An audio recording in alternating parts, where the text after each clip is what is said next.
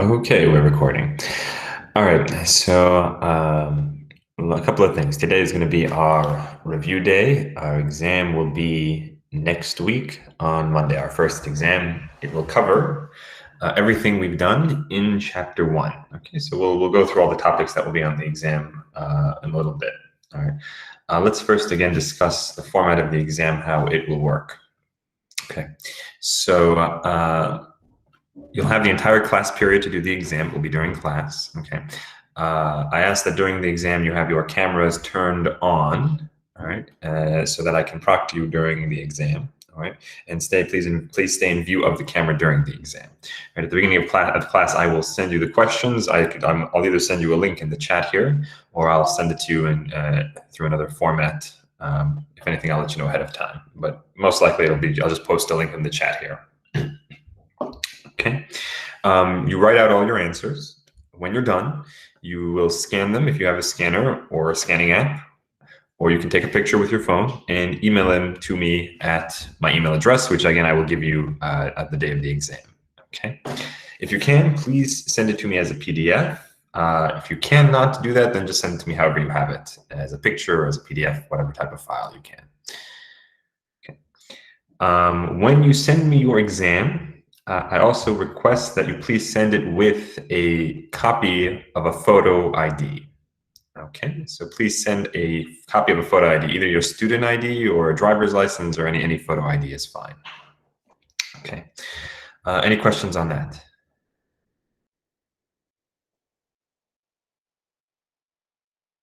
Okay. No need to write questions. What do you mean by that?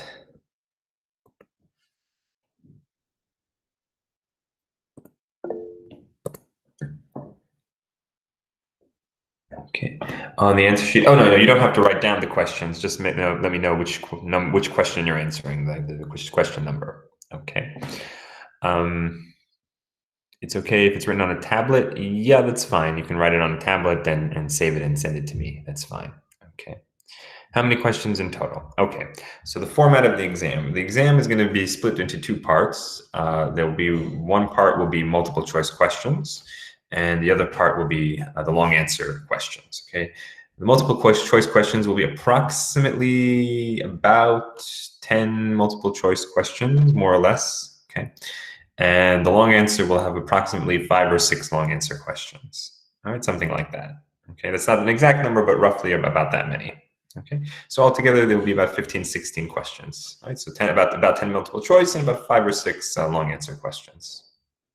Okay, for the multiple choice questions, I'm not going to grade your work. Okay, you're just going to put your choices down, and I'll determine if you are correct, right, or wrong. Okay. There'll be no partial credit for the multiple choice questions. For the long answer questions, you're going to show me your work. I'm grading your work, so there will be partial credit for those questions. Okay.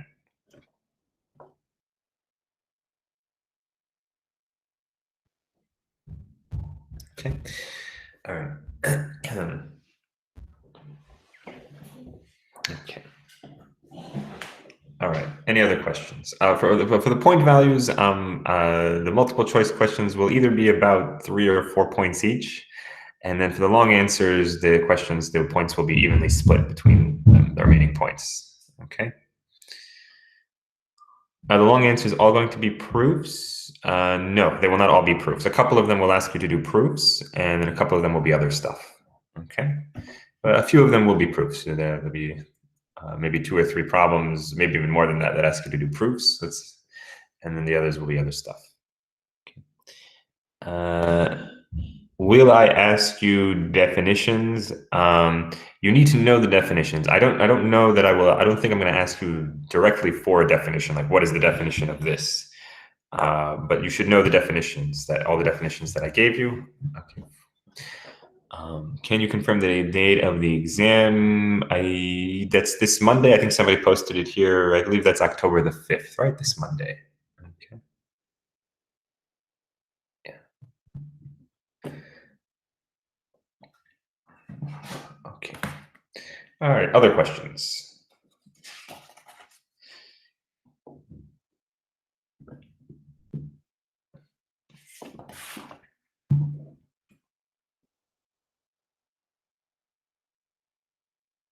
Okay. All right. So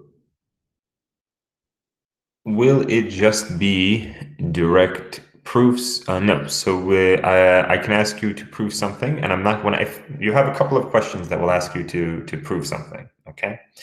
Um, I will not tell you what method of proof to use. You're going to have to decide on your own. Okay, so some of them might require you to do a direct proof. That would be the easiest way. Some of them, the direct proof won't work so nice. You'll have to use either a proof by contraposition or a proof by contradiction. Okay, I'll leave it to you to choose how you want to do it. Okay. More challenge. Wait, will it be more challenging than the examples in class? Okay. So the problems will be similar to either problems we did in class or similar to problems you did for homework. Okay, that I assigned for the homework. Won't the trial and error take time for the proofs? So for the proofs, that's why it's sort of important to try and figure out which method you want to use at the outset. Okay, you try it one way, and hopefully it'll work. And if it doesn't work, then you try another way. Okay. Is there a shortcut to that? So I sort of gave you like a little bit of a guideline. You want to try a direct proof unless, let's say, you have a conditional statement that you're trying to prove, where in the hypothesis, the expression seems to be more complicated than the expression in the conclusion. In that case, maybe try an indirect proof. Okay. And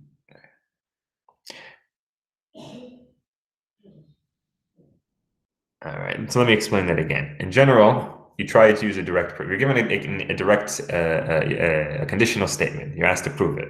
Okay. You want to try to use a direct proof. When should you try an indirect proof?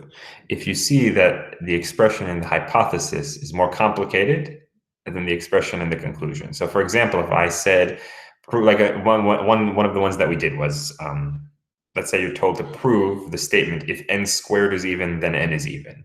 Okay, there, the hypothesis has the expression n squared and the conclusion has an n. So the hypothesis is a little bit more complicated. It has an n squared. So in that case, I would do an indirect proof. And you could do either one. Usually, if you can do an indirect proof, you can use either one. Usually a proof by contraposition or proof by contradiction. Usually either one will work. Okay. Why does it help? Oh, why does it help? Because if you let's say I have that, and then I do a proof by contraposition, right? What I'm doing is I'm switching the hypothesis and the conclusion and negating them. So now I'm putting the simpler expression in the hypothesis, and then I assume the hypothesis is true, and from there I proceed to the conclusion. Right? Usually, it's easier to go from something simple to something complex than to go to the other way. Yeah. Yes, you're always trying to prove that the conclusion is true, right? You assume the hypothesis is true, and then show the conclusion is true. Will proofs be able to be done all three ways, or will one proof be only done with one method? So,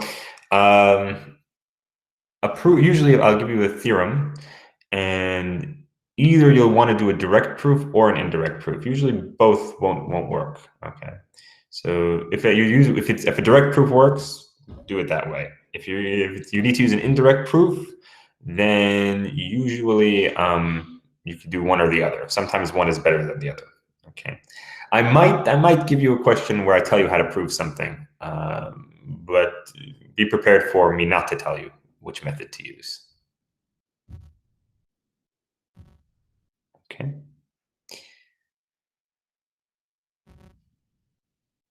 Is chapter 1.8 included? Yes. Whatever we discussed yesterday will also be included. Okay. All right. Are you guys ready to go over the topics that will be on the exam? Or does anyone have any more questions they want to ask before that?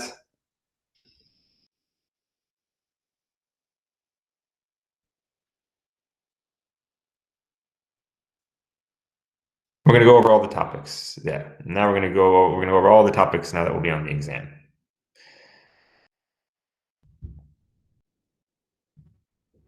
Okay.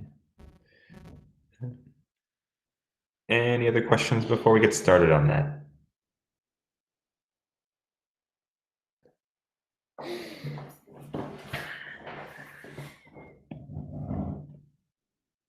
Okay, so let's begin that. Give me one moment here.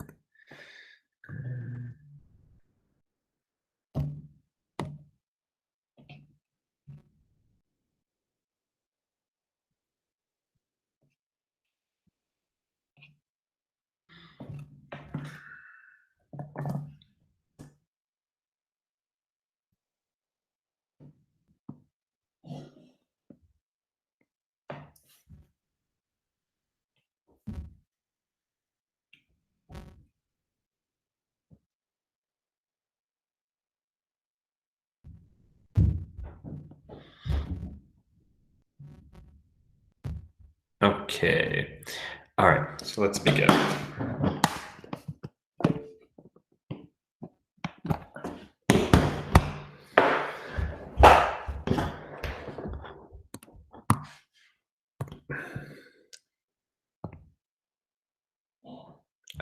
Yesterday's lecture should be up. All right, I had some trouble getting it up last night, but it should be up now. Okay.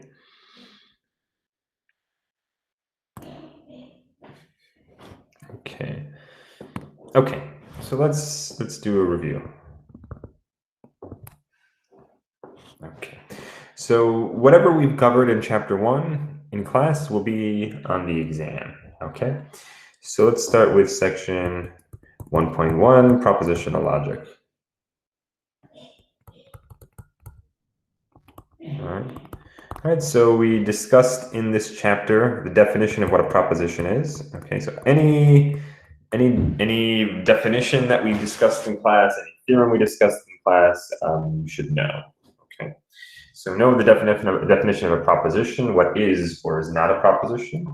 Okay, and then know all of the operators and compound propositions we discussed in this chapter. So we discussed negation.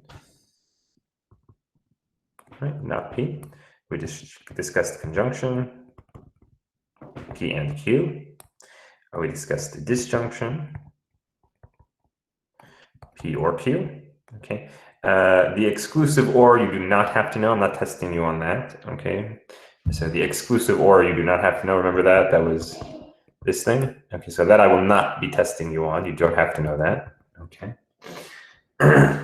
We discussed conditional statements.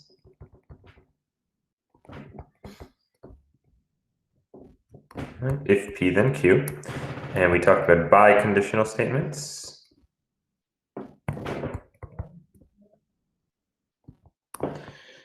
P if and only if Q.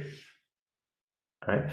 We also discussed for conditional and biconditional statements alternative ways of saying those statements. Okay, you should be familiar with those alternative ways. All right. We discussed for conditional statements, we discussed the inverse, converse, and contrapositive. You should know those as well.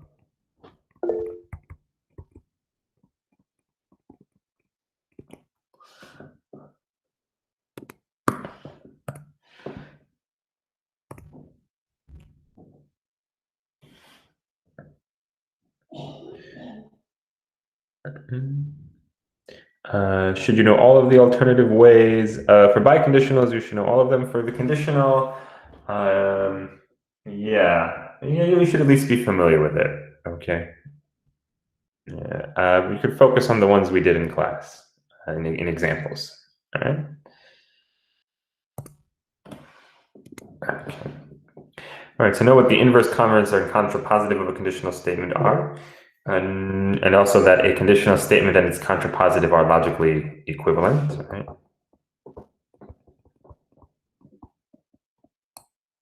All right. Know for all of these propositions here when they are true and when they are false. Right now they're truth tables. Okay, so know all of their truth tables when they're true and when they're false. Okay.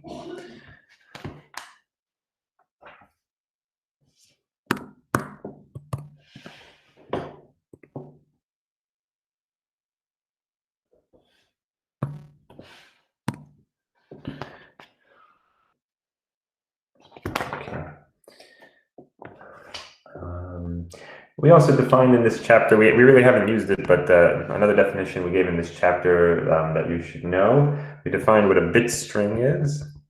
Right? Remember, a bit string is just a sequence of ones and zeros. Okay, so we defined that. So maybe just make sure you know that as well. Okay. We also discussed making truth tables in this chapter. Okay. So I could give you some kind of compound proposition and ask you to construct a truth table. All right, so that was section 1.1. Any other questions on section 1.1? Section 1.2 was applications of propositional logic.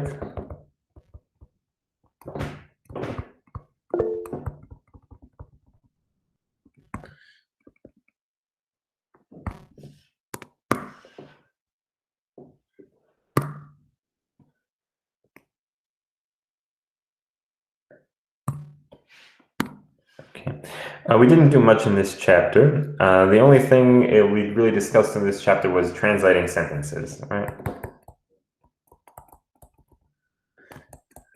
So we talked about writing sentences, English sentences or math statements in logic using logic symbols, and the reverse, taking a sentence written with logic symbols and writing it as an English sentence.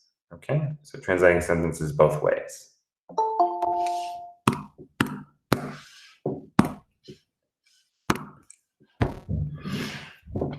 Okay, that's really the only thing that you would be tested on in 1.2. 1.3 dealt with propositional equivalence.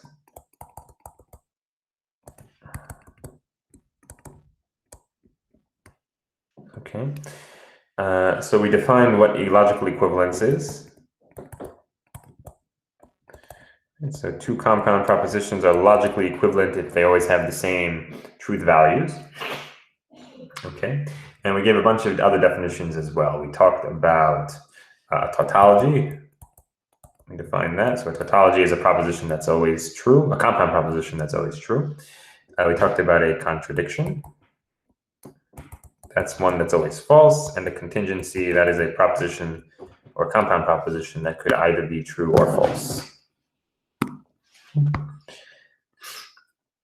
To know those definitions. Okay. We talked about how to determine if two compound propositions are logically equivalent. We looked at their truth tables. Okay.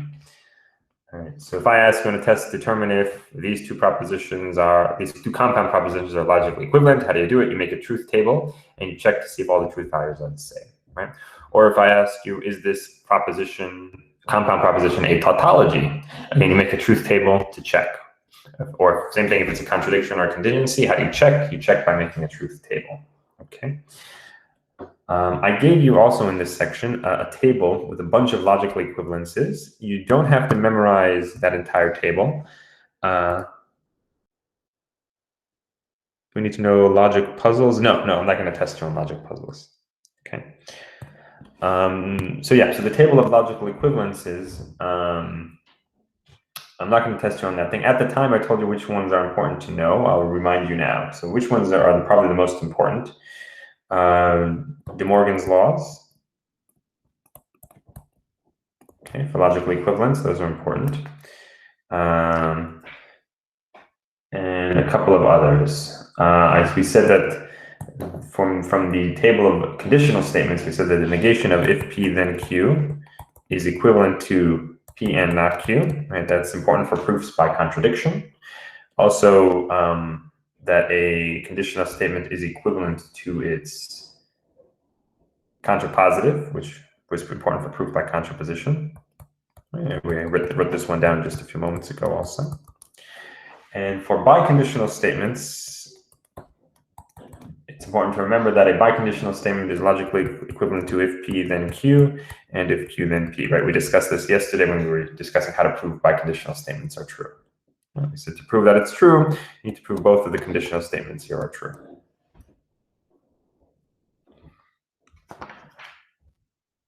Okay, and we also define in this section satisfiability. All right, so we said a compound proposition is satisfiable if it's a contingency, if it's possible for it to be true.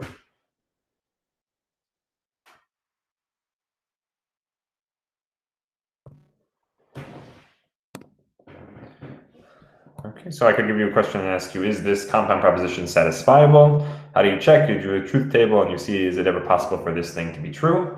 If it's possible for it to be true, it's satisfiable. If it's always false, it's a contradiction, then it's not satisfiable. Okay. Yes, if it's a tautology, it's satisfiable. Okay. It's only not satisfiable if it's a contradiction.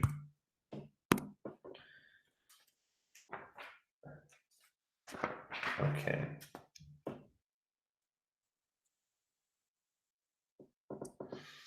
All right, that was 1.3. Let's now move on to section 1.4. Section 1.4 dealt with predicates and quantifiers.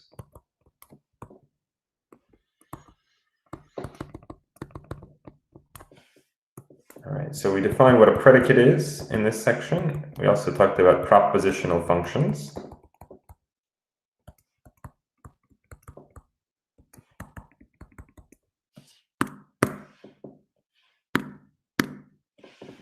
P of x. All right, we just said one way to determine if a propositional function is true, one way to make a propositional function into a proposition would be to assign some element, some value to x, okay? So I could give you some propositional function and ask you, is P of 3, is that true or false? Okay, depending on what P of x is. Okay. We also talked about quantifiers. We talked about the universal and the existential quantifier.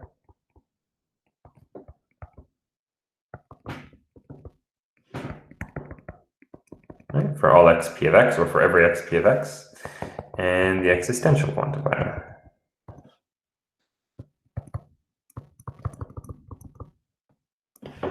Right, there exists an x such that P of x.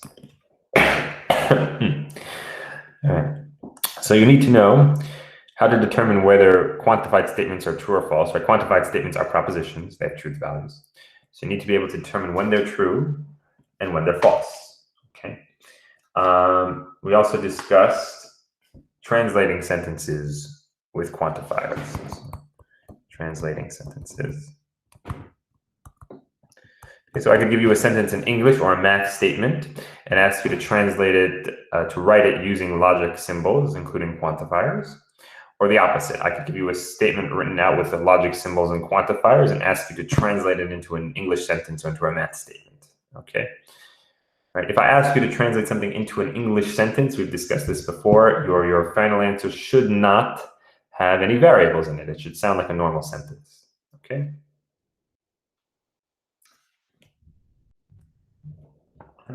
We also discussed in this chapter negating quantified statements.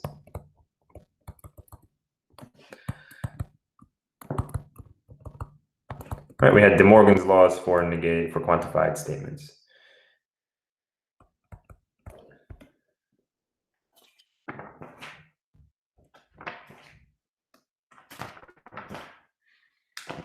Okay. Questions on that?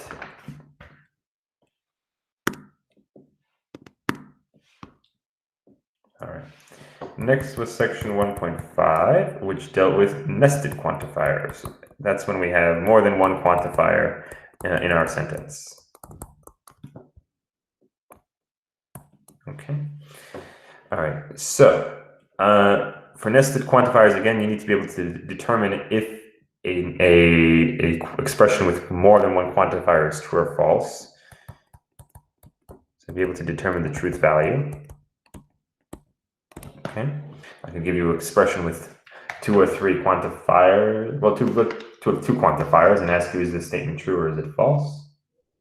We talked about negating expressions with multiple quantifiers, and we also talked about translating sentences as well.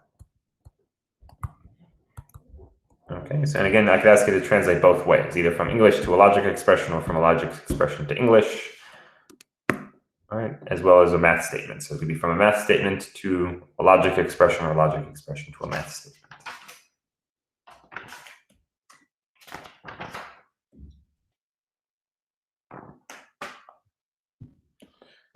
Okay. 1.6 was the rules of inference. I'm not going to ask you anything on those other rules of inference. Okay, so I'm not going to ask you anything from 1.6. So let's skip ahead to 1.7.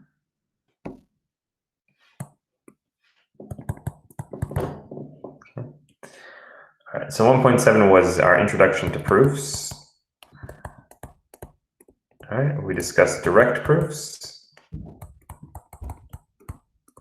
Right, and how to prove statements of the form if P then Q, right? We assume P is true and show that Q will also be true when P is true. We discussed our two indirect proofs, proof by contraposition and a proof by contradiction.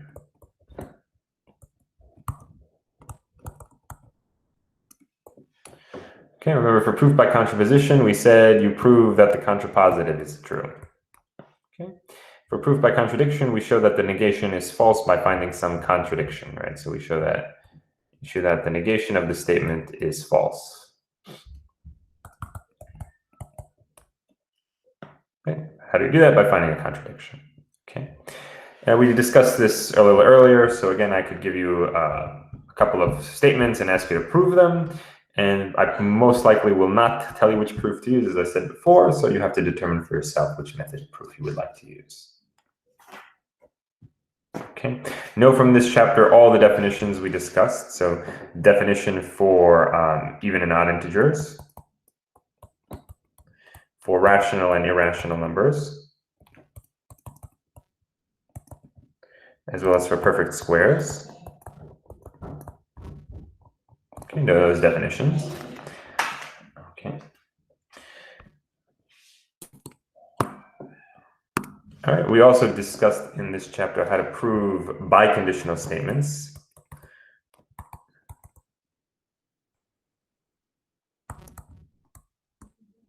Right. So remember we said yesterday, if I ask you to prove the biconditional statement P if and only if Q, how do we prove it? We prove the statement if P then Q and the statement if Q then P, right? Because those are logically equivalent. Okay. We also discussed how to prove statements of equivalence, right? Proving equivalence. Right, so if you're given a theorem, a statement that says prove that the following things are equivalent to each other.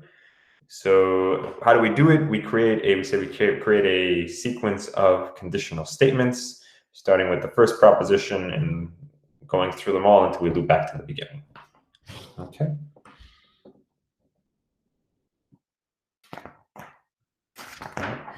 And that was 1.7. Any questions on 1.7?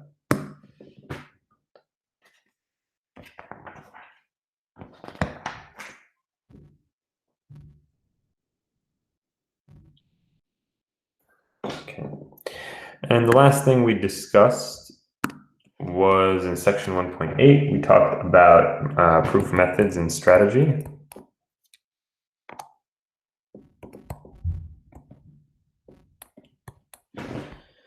Okay. We discussed existence proofs, right? We talked about sometimes a theorem states that something exists. So there's two ways you can prove it, depending on the statement given. So one way was a constructive existence proof. Okay. Constructive existence proof is just where you demonstrate the thing exists by showing it to me, saying here's the example that shows the statement is true. Okay. Non-constructive existence proofs, okay, are where you show that the thing exists, not by giving me the example, by showing it has to exist. You prove somehow that it has to exist without actually telling me what it is. Okay, that would be a non-constructive existence proof. All right, so for those, I would just go over, for the non-constructive existence proof, I would go over the example that we did in class, and then if you look on Blackboard, I gave you another example to practice as well. Okay. Okay. So that covers all the topics on the exam. or that will be on the exam. Okay. Any questions about any of those topics?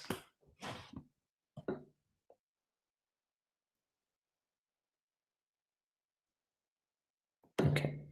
All right, so that covers all the topics. Any other questions about anything on the exam or how the exam will work, the exam format?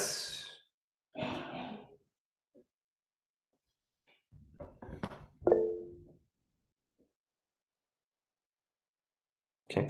If you have a question about one of the homework problems, you can send me an email, and I will try to get back to you. All right. But please try and send it to me before Friday. I mean, well, Friday at the latest. All right, and I'll try and get back to you. Okay.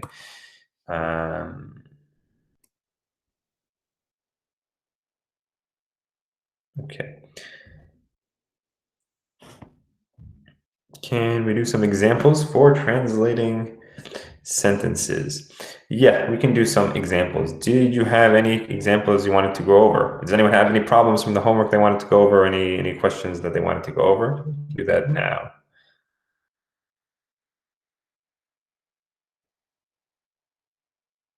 Okay. Okay. All right, let's go over that now. I don't for the exam. I will give you some things that ask you to translate them. I'm not going to give you anything that's too crazy, though. Okay, so don't. I'm not going to give you like some of the homework problems were very, very challenging. I'm not going to give you something that's very challenging. I'll give you something in the middle, not too crazy. Okay. All right. Something maybe with nested quantifier.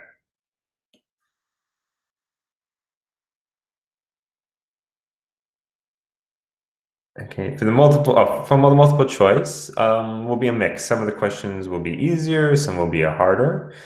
You might have some choices that say none of the above or all of the above or something like that. Okay. And some will be a little bit more straightforward. Some will require you to think a little before you answer. Okay.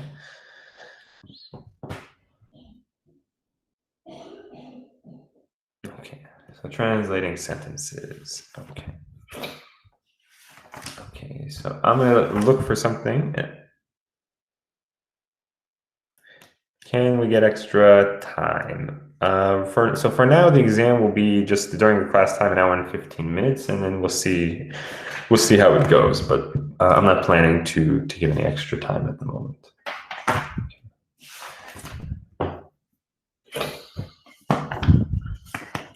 Okay, let's see here.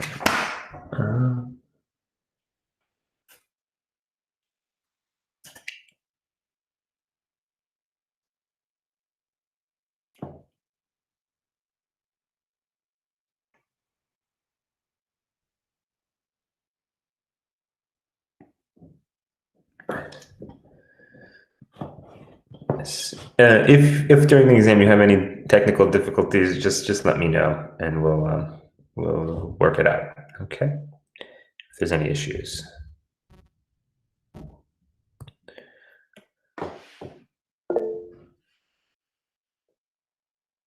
No, you'll have the full class period, and then once class is over, you'll submit it at that point. Okay. Through email.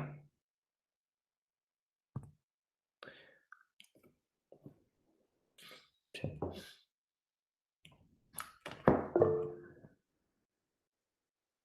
Yes. Oh, that's a good point. Make sure you get confirmation from me that I received your exam. Okay. And so it's important to make sure you get the confirmation. All right.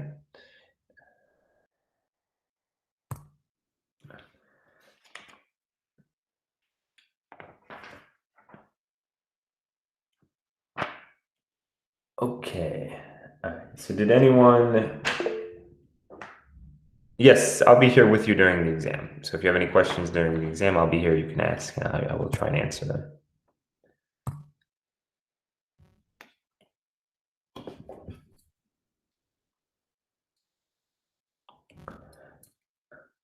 Okay. All right. I'll explain hypothesis and conclusion in statements. Well, for conditional statements, all right. If you have a conditional statement, if P then Q, The if part of the sentence is called the hypothesis. The Q is called the conclusion. That's the hypothesis. That's just what it's called, and that's the conclusion. Okay. Let's see what other questions we have here. Yeah, I'm going to try and have today's recording up for you today. Hopefully there won't be any technical issues or anything.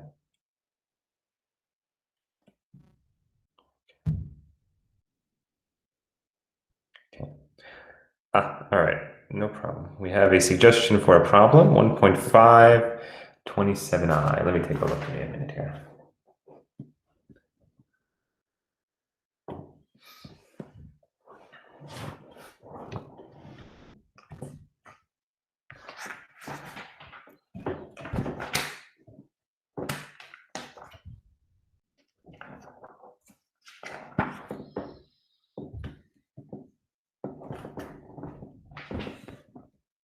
Okay, so for 1.5, we're going to try 27 part I. Okay. All right, so the question says, determine the truth value of each of these statements if the domain for all variables consists of all integers. So the domain is the set of integers. It's Z. Z represents the set of all integers. The whole numbers. All right, so part I, you're given a statement with nested quantifiers. For all n, for all m, there exists a p such that p equals m plus n divided by 2, right? So something you could see on your exam. I could give you this and ask you, is this thing true or false, right? So determine the truth value. Right? Determine the truth value.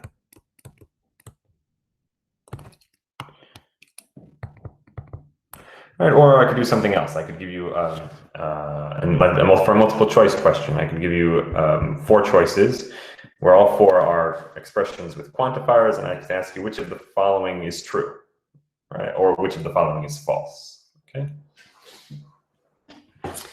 Okay, so is this one true or is this one false? Okay, so what is it saying? First, we have to figure out what it's saying. It's saying for all n and m, so remember n, m, and p are all integers. So for all integers n and m, there exists an integer p such that p equals m plus n divided by 2. In other words, p equals the average of m and n. Okay. So in other words, let's write that down. So it's saying for all integers m and n, there exists, or there is an integer p such that p equals m plus n over 2, right? Or in other words, p is the average of m and n, okay? So is this true? This is saying that for every pair of integers, their average will also be an integer. That's really what it's saying. Okay, so it's saying the average of any 2 integers,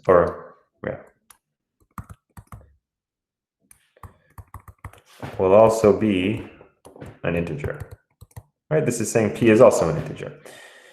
Is that true or is that false?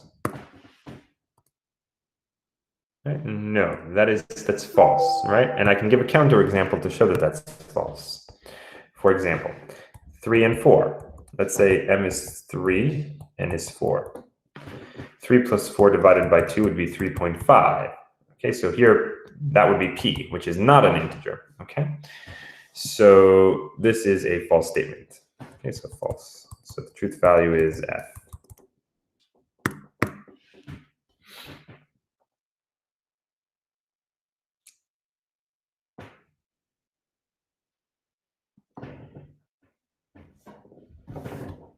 Okay. All right, any questions on that problem?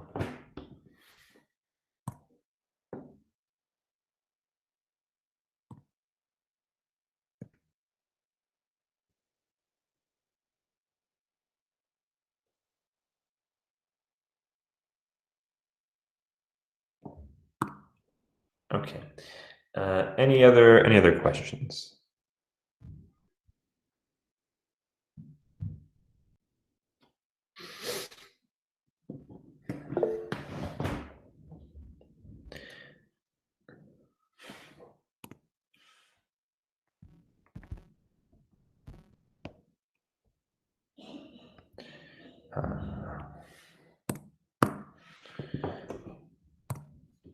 Somebody asked me, is this a proof by contradiction? So no, this is not. It's not a proof by contradiction. It's in a sense, it's sort of like an existence proof, but not really. We're trying to prove we're proving that the statement is false by bringing a counterexample. Okay. In a proof by contradiction, we would look at the negation of the statement, which we're not doing here.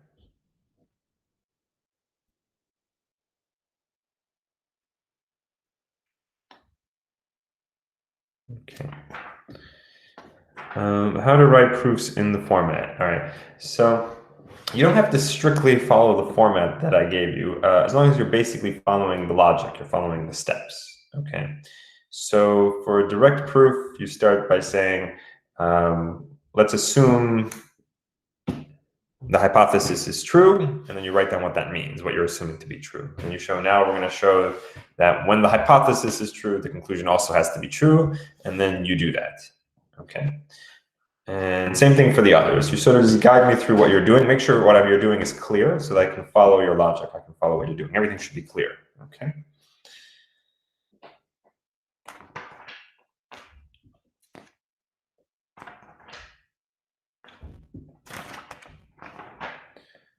Any other questions?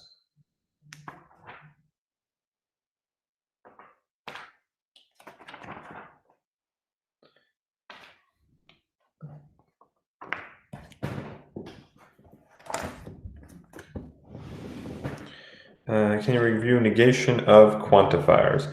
Oh, sure. So basically, the only thing really that we said with negation of quantifiers was the following: that if you have the negation of a quantifier, let's say the negation of for all x p of x, that's the same thing as there exists an x such that not p of x.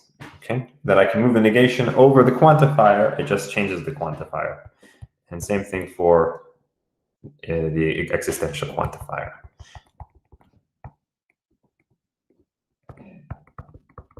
Okay, that's really all we said.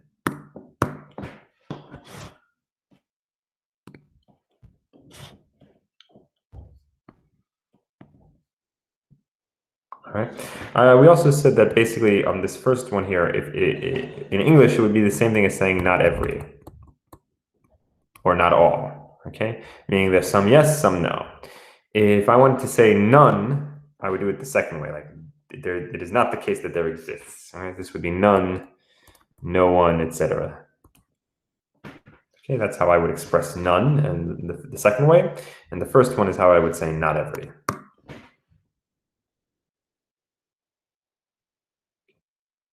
Any other questions?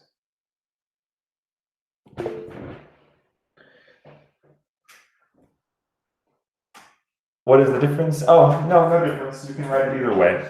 They're the same thing. Just as an English sentence, it would sound a little bit different, but they mean the same thing. Okay. It's just also in different circumstances. Sometimes you might prefer to have your quantifier before. Excuse me. You might prefer to have the negation before the quantifier, and sometimes you might prefer to have it after the quantifier.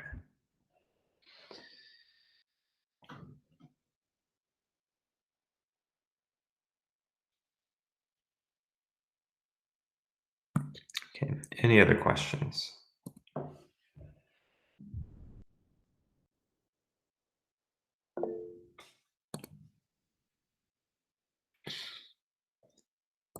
Yeah, go ahead. Do you want to confirm something? Excuse me.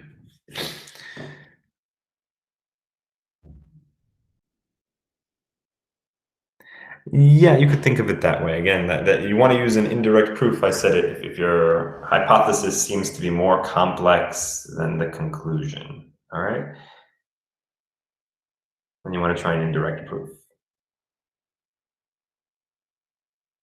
And again, that's just as a general, yeah. That's as a general guideline. Okay. So, okay. The rules of inference, I'm not going to test you on. All right. So I'm not going to go over those now.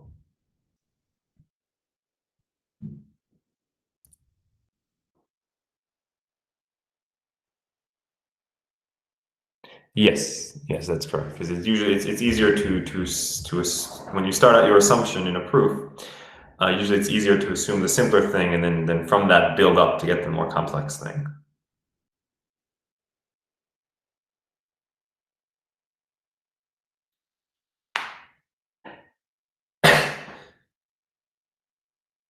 Yes. Most of the time, I will ask you. Pretty much on the test, I'll ask you to prove that something is true. Okay. Unless I'm giving you something with quantifiers, and I'm asking you what's its truth value. So then I'm not really asking you to prove it. I'm just asking what is the truth value? Is it true or is it false? Like the example we just did. That's correct. The rules of inference, I will not test you on. And with section 1.6, the rules of inference, I'm not going to test you on those.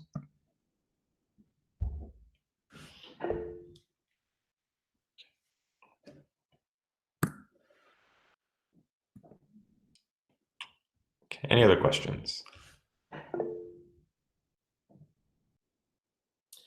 Any websites? I'm sorry, I don't really know any websites. If you have a copy of the textbook, you can see they might have more examples to go through in the textbook. You can try those. But I don't really know any websites you could go to.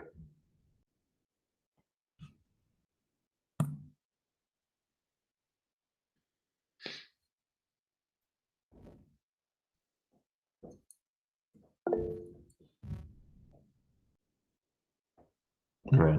I'm just saying the textbook for examples if you want to practice.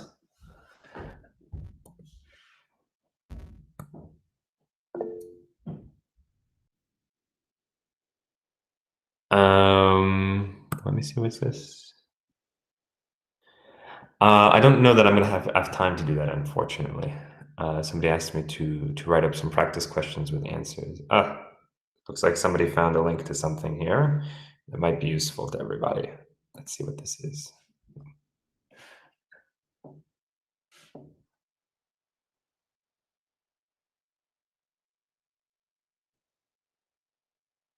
Okay.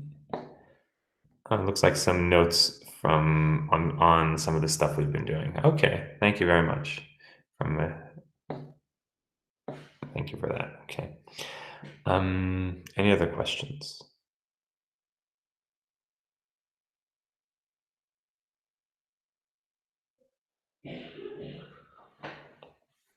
Okay. All right. So we'll have our test Monday, and then after that we will begin chapter 2, which deals with sets and set theory, and then a bunch of other topics as well. Okay. If there's no other questions, we can end here today. Yeah. No, there's 3 tests in total. Okay. Somebody asking, will there be 3 tests and 1 final? No, it's 3 tests in total. So the first exam is on chapter 1. The second test will be on chapter 2. And then your third test will be on chapters 4, 5, and 6. Okay. Extra credit? No, there won't be any extra credit. Okay. Yeah, 4, 5, and 6 are relatively short chapters. We're also not doing everything in those chapters, so yeah. Oh, yes, thank you. That will be up soon. Somebody's asking about the research paper. Yes, again, I apologize for the delay on that again. That should be up also very, very soon. Okay. Okay, I'll pop it up and then we can discuss it in class.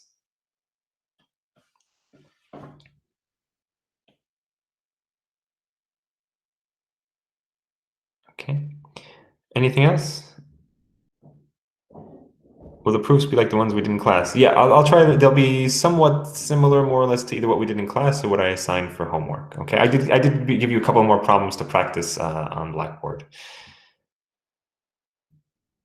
Okay. Okay, so a lot of the proofs will either deal with stuff that has to do with even and odd integers or rational, irrational numbers, perfect squares, okay, or stuff like that.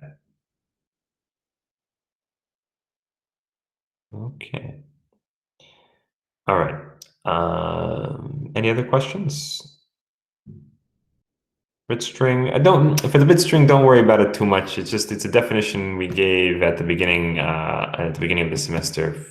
It's any sequence of ones and zeros, like 1 0 1 1 1 would be an example of a bit string. I'm not going to really ask you anything on that, so don't worry about it for the exam. Right. If you look on Blackboard, I put a couple of more questions for you to do. Okay, for stuff we did yesterday. Yeah, from the textbook. It's for stuff that we covered yesterday.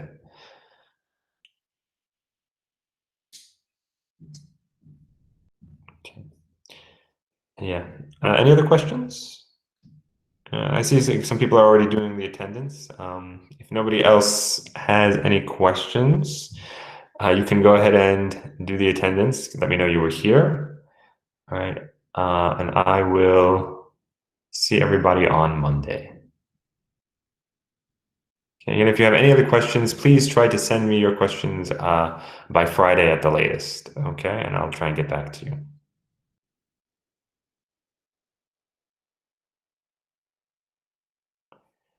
Okay.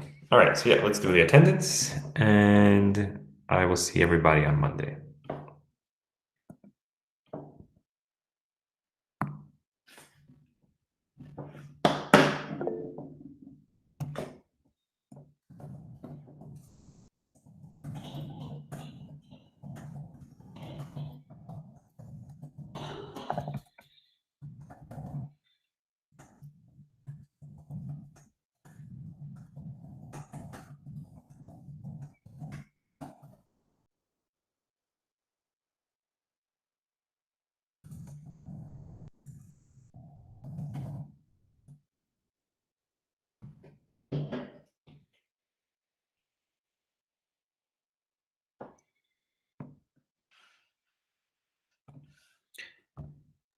Okay, I'm gonna head out. Take care, everybody.